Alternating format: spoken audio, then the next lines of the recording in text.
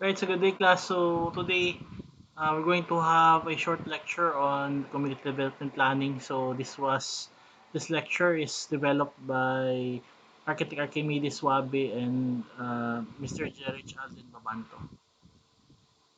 So let's define first what is a community.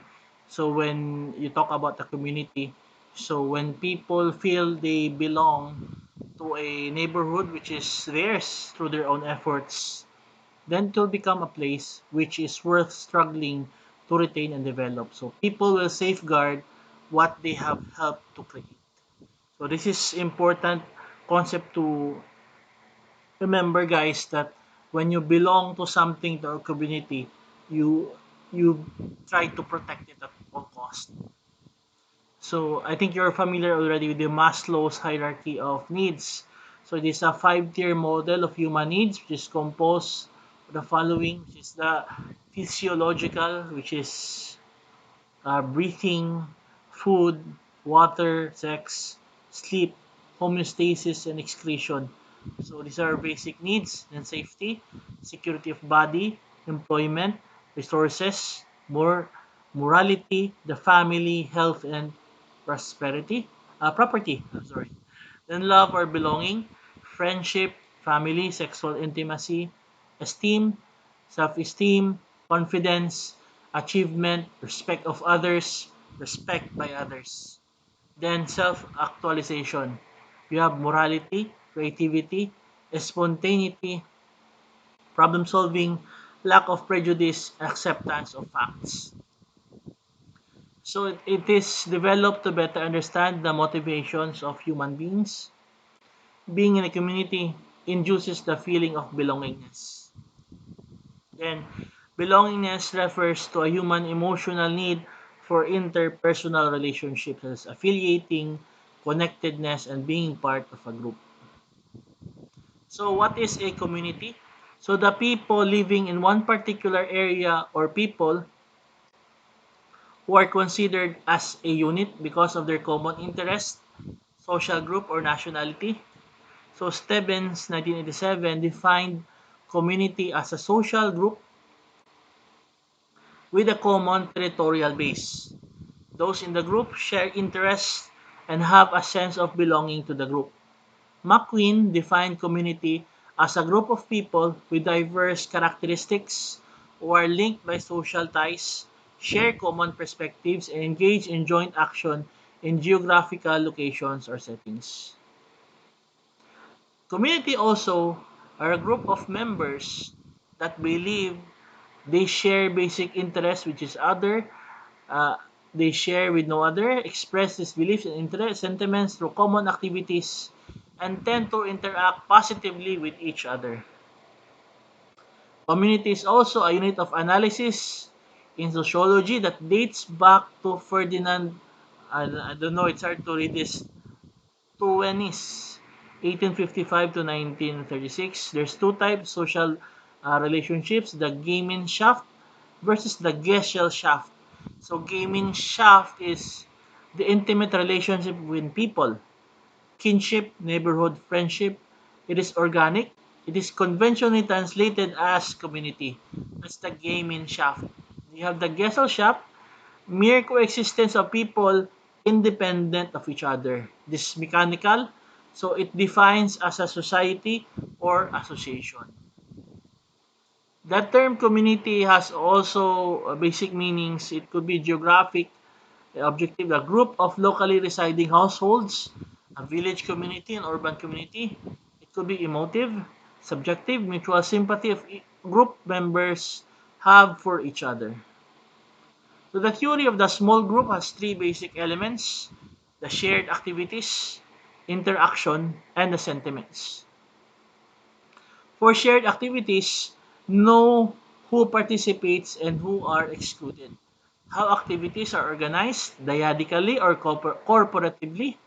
Interaction, the manner in which some of activity of one person is stimulated by some unit of activity by another. Sentiments or feelings, influenced by both interaction and activities. Frequent interactions in common activities encourage participants to like each other. So community in the Philippine context. So there's assumptions about community in the Philippines. So these are ideal conditions rather than of actuality. So the type of group who co-reside in an area and participate in common activities that foster social cohesiveness, solidarity, and mutual concern. So it could be a village or a town. It could be members willingly work together for a common good regardless of their kin ties and are open to other communities. Then we also have the concept of bayanihan, which is assumed to be a unique trait of Filipino communities. Does it include even those with whom they have no ties, but who either reside in the area or have a stake in it? It is a form of mutual help and exchange labor between close kin friends and neighbors to favor one family or person is not necessarily related to community mindedness. Then we have the barangay. So it is the most basic local unit of government or administration into which cities and municipalities in the Philippines are divided. So it is headed by a barangay chairman, then the members of the barangay council, the mobilization of people's participation in local development, the preparation of local development plans based on local requirements, implementation, monitoring, and evaluating of national and local programs and projects in their locality. Then you have the Purok or district zone. It's a formal division within a barangay in the Philippines, a neighborhood zone within an urbanized barangay, a portion or district of or a less populated but still relatively geographically compact barangay.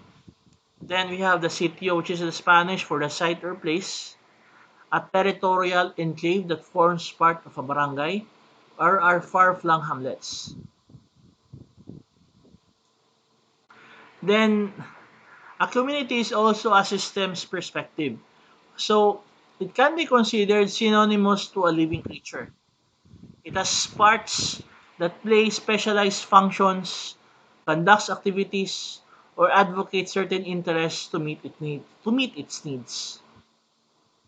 And it has a systems perspective. For an organism to survive and thrive, each parts has to be functioning well. With well-connected independent sectors, should share responsibilities, then to enhance its well-being, it should recognize and resolve problems productively. So it requires integration, collaboration, and coordination. So I think this is an example. This is the Supreme Student Council organizational structure. So they could still be considered as a community.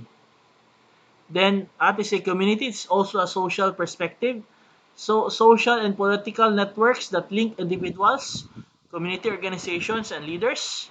It consists of a finite set of actors and the relation or relations defined on them. Then, any one individual can be part of multiple social networks. So, social networks are not necessarily rooted in traditional relationships. It can develop due to geographic proximity. Then, it could be work relationships or recreational activities. Then, what is social perspectives? Social networks can be described and analyzed in terms of how many people or organizations belong to the network, how well members of the network know each other, how equal their relationships are, then the understanding these networks is critical to planning efforts in engagement. Tracing social ties among individuals may help engagement leaders to identify a community's leadership, understand its behavior patterns, identify its high-risk groups, and strengthen its networks. So the UAP is also a community. So, for example, this is the UAP Cagayan de Oro Maduro chapter. This is the UAP Gold chapter, UAP Bay Area, UAP Metro, and this is UAP Hemulugan. They are all part of the community of UAP, but they are different chapters.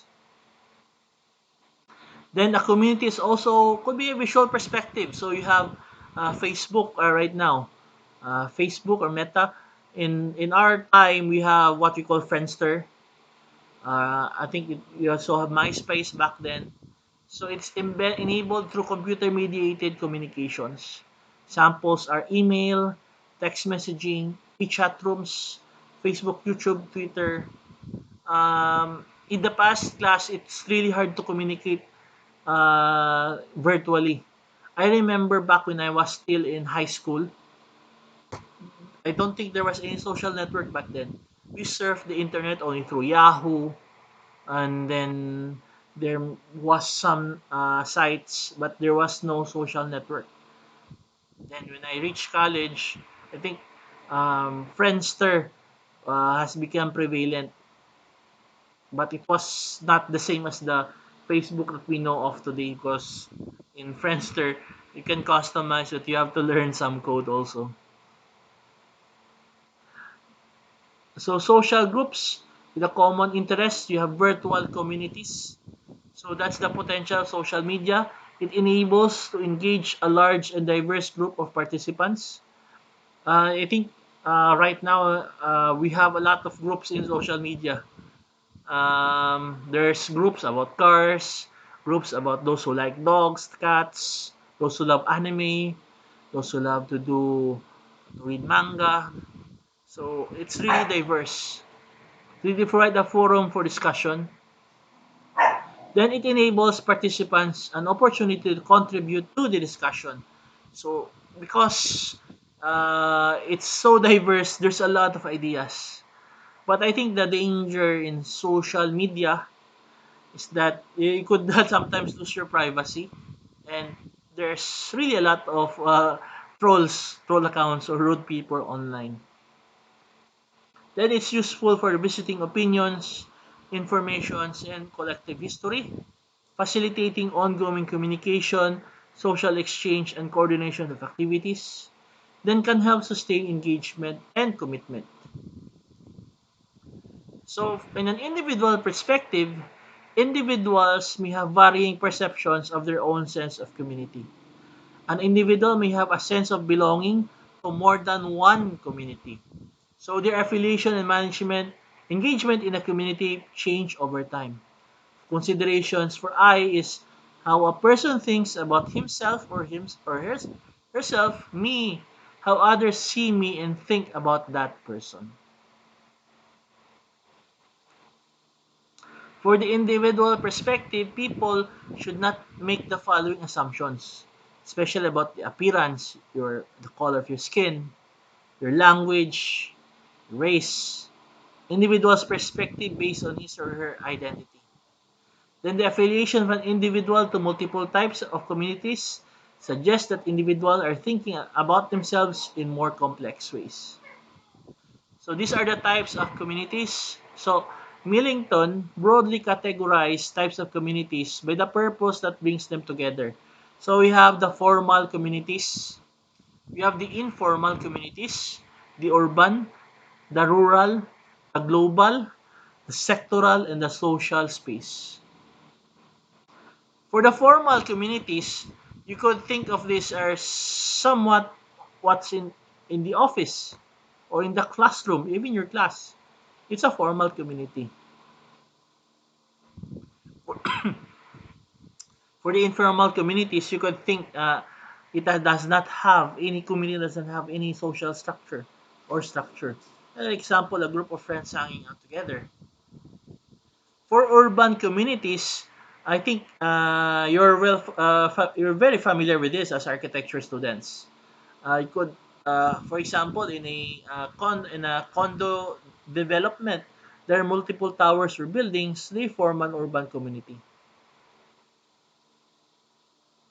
Then we have the rural communities. So I think this is where the indigenous people uh, are located, and some farmers in the rural or hinterlands. But what I appreciate in rural communities is that bayanihan is still alive.